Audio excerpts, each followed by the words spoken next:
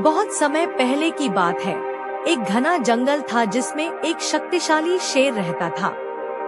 वह जंगल का राजा था और सभी जानवर उससे डरते थे। शेर प्रतिदिन शिकार करता और किसी न किसी जानवर को मारकर खा जाता।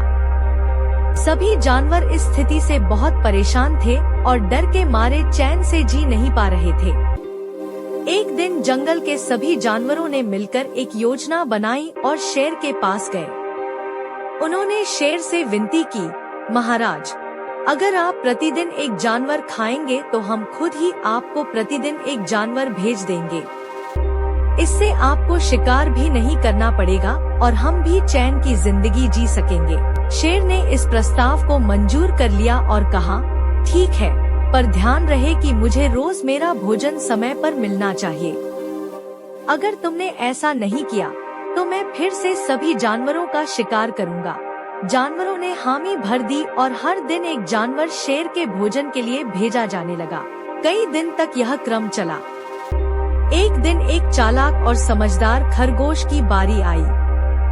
वह जानता था कि अगर उसे शेर के सामने पेश किया जाएगा तो उसकी जान नहीं बचेगी। इसलिए उसने एक योजना बनाई और धीरे धीरे शेर के पास पहुंचा। शेर भूखा था और गुस्से में था कि आज उसका भोजन देर से क्यों आया। शेर ने खरगोश को देखते ही गरजते हुए कहा, तुम इतनी देर से क्यों आए? क्या तुम्हें मेरे क्रोध का डर नहीं? खरगोश ने नम्रता से कहा, महाराज, मैं समय पर ही आ रहा था, लेकिन रास्ते में मुझे एक और शेर मिला। उसने कहा कि वह जंगल का असली राजा है और उसने मुझे पकड़ लिया। मैंने बहुत मिन्नत की कि मुझे छोड़ दे ताकि मैं आपके पास आ सकूं, पर वह जिद पर अड़ा रहा। मैंने उससे कहा कि इस जंगल का राजा तो सिर्फ आप हैं, मगर उसने मुझे छोड़ने से इनकार कर दिया। शेर को यह सुनकर बहुत गुस्सा आया। उसने कहा, मुझे बताओ कि वह शेर कहाँ है। मैं उसे सबक सिखाऊंगा और साबित कर दूंगा कि इस जंगल का असली राजा कौन है। चालाक खरगोश शेर को एक कुएं के पास ले गया और कहा, महाराज, वह शेर इस कुएं में रहता है।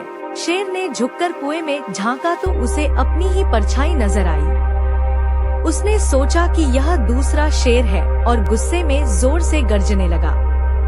उसकी गूंज वापस सुनाई दी, जिससे शेर को लगा कि दूसरा शेर भी उसे चुनौती दे रहा है। गुस्से में आकर शेर ने कुएं में छलांग लगा दी। जैसे ही उसने छलांग लगाई, वह गहरे कुएं में गिरकर मर गया। इस तरह चालाक खरगोश ने अपनी सूझबूझ से पूरे जंगल को शेर के आतंक से मुक्त कर दिया और सभी जानवर चैन से जीने लगे।